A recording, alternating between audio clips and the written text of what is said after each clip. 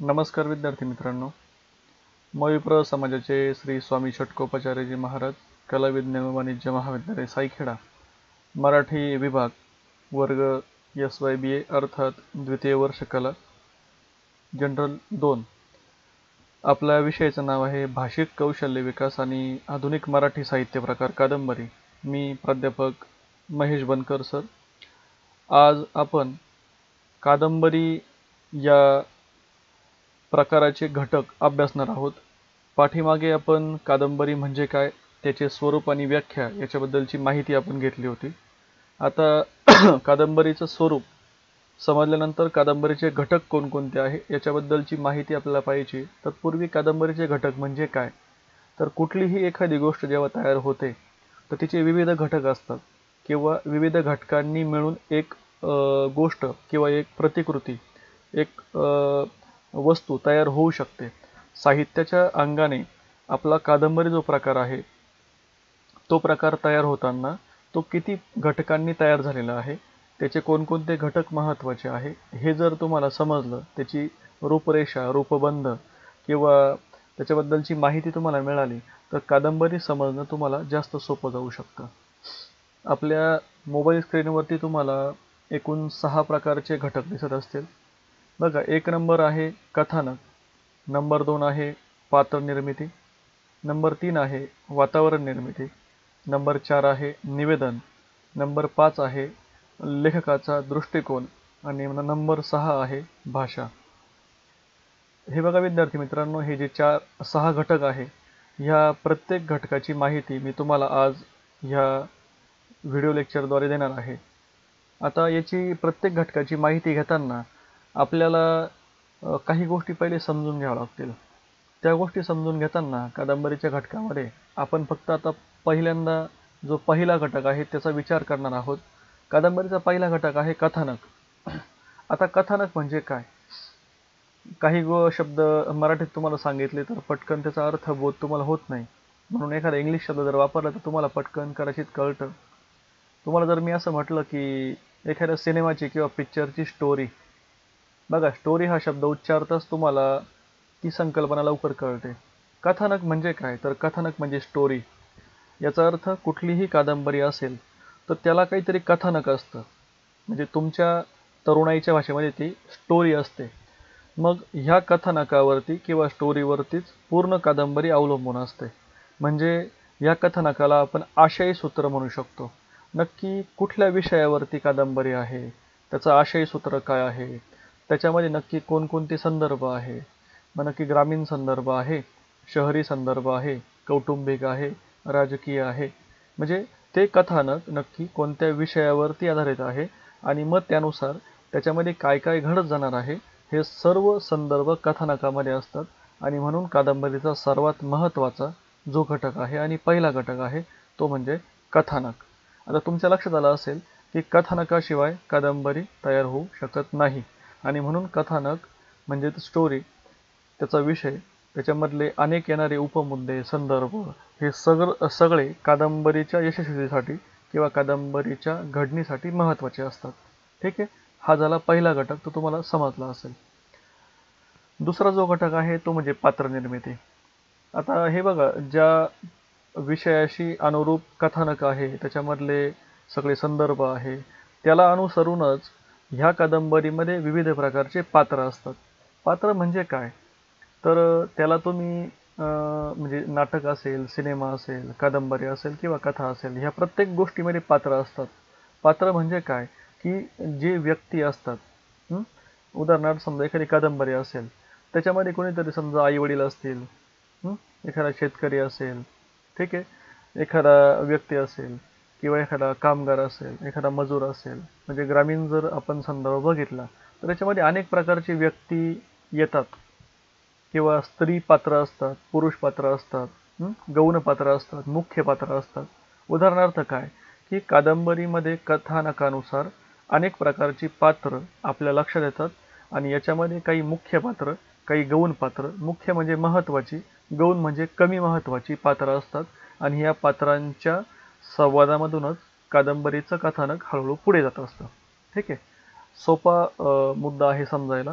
तर पात्र निर्मिती म्हणजे काय, तर कथानकानुसार अनेक प्रकारची पात्र कादंबरीमध्ये असतात आणि त्यानुसारच कादंबरी त्यांच्या संवादातून पुढे जाऊ शकते. ठीक आहे, कथानक पुढे जाऊ शकतं. हा झाला दुसरा मुद्दा. कादंबरीच्या घटकामध्ये तिसरा जो मुद्दा आहे तो म्हणजे वातावरण निर्मिती. वातावरण निर्मिती म्हणजे नक्की काय? कथानक झालं, पात्र झाले, समजा त्यांचा संवाद चालू आहे, ठीक आहे, इथपर्यंत आपण आलो, पण वातावरण निर्मिती कशाला म्हणायचं? तर आता तुम्हाला तुमच्या भाषेत सांगितलं तर ते लवकर समजतं. कुठलाही सिनेमा किंवा नाटक पाहताना त्याच्यामध्ये तुम्ही असं म्हणतात बघा की हे कौटुंबिक आहे, हे दुःखद आहे, हे सुखद आहे, किंवा एखादं थोडंसं भयावह आहे, चिंताग्रस्त आहे, आनंदी आहे, असं आपण सहज बोलून जातो कुठल्या पण गोष्टीविषयी. त्याच प्रकारे कादंबरीचं सुद्धा असतं. म्हणजे एखादी कादंबरी कशी आहे, तर ज्याला आपण म्हणतो सुखात्म आणि दुःखात्म, किंवा चांगली, किंवा मग राजकीय, ठीक आहे. मग त्याच्यामधलं वातावरण नक्की कसं कसं आहे, त्याच्यामध्ये कुठल्या प्रकारची वातावरण निर्मिती झालेली आहे, ठीक आहे. तर याला आपण वातावरण निर्मिती म्हणतो. म्हणजे एखाद्या कादंबरीमध्ये जर भयकथा त्याच्यामध्ये आली असेल, किंवा एखादा ज्याला सस्पेन्स तुम्ही म्हणतात, म्हणजे कुठंतरी काहीतरी उत्कंठा ताणून राहिलेली आहे, कुठंतरी भीतीचं वातावरण आहे, तर ती वातावरण निर्मिती कशी आहे? चिंता आणि भीतीची आहे. कौटुंबिक असेल, त्याच्यामध्ये आनंद असेल, प्रेम असेल, जिव्हाळा असेल, तर ती वातावरण निर्मिती कौटुंबिक स्वरूपाची होते.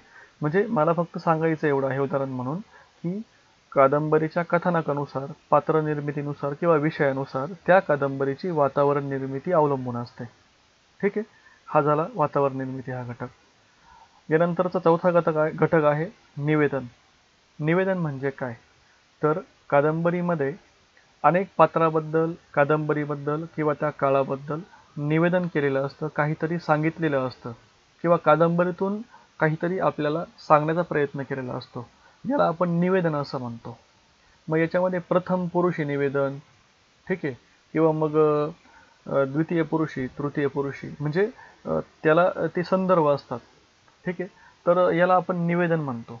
म्हणजे कादंबरीबद्दल, कादंबरीमधील कथानकाबद्दल, कादंबरीतील पात्रांबद्दल किंवा वातावरणाबद्दल जे जे काही सांगितलेले असेल, जे जे काही महत्त्वाची माहिती असेल, त्याला तुम्ही निवेदन म्हणू शकतात. आणि हे निवेदन कादंबरीमध्ये महत्त्वाचं असतं. यानंतर आहे लेखकाचा दृष्टिकोन. म्हणजे कादंबरीचं लेखन जो लेखक करतो त्याचा दृष्टिकोन इथं फार महत्त्वाचा आहे.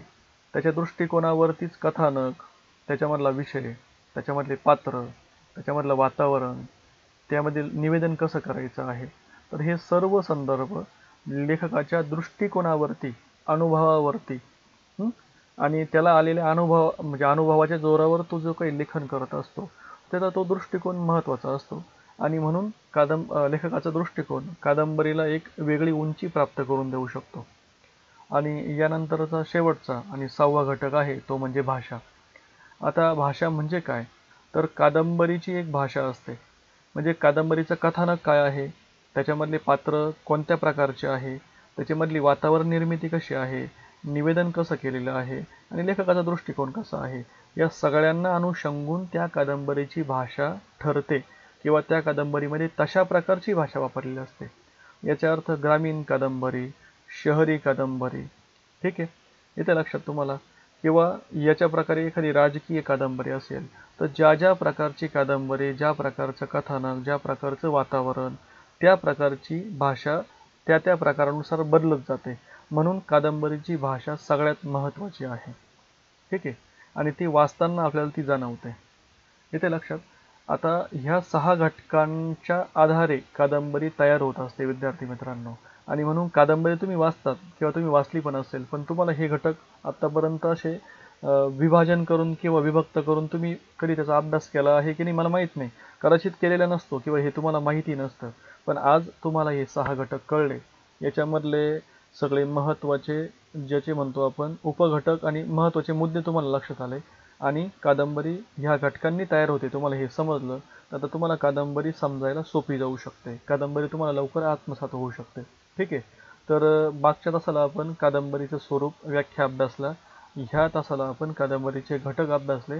कथानक, पात्रनिर्मिती, वातावरण निर्मिती, निवेदन, लेखकाचा दृष्टिकोन आणि भाषा. ठीक आहे, हे सर्व लक्षात ठेवायचं, याचं विवेचन स्पष्टीकरण लक्षात ठेवायचं. आणि जर काही समस्या असेल तर तुम्ही ते मला ग्रुपवरती तुमचे मेसेज टाकू शकतात, विचारू शकतात. याचं व्यवस्थित नोंदी घ्या. हा व्हिडिओ लक्षपूर्वक जर बघितला तर तुम्हाला ते सगळे घटक लक्षात येतील. ठीक आहे, आपण थांबूया. सर्वांना धन्यवाद.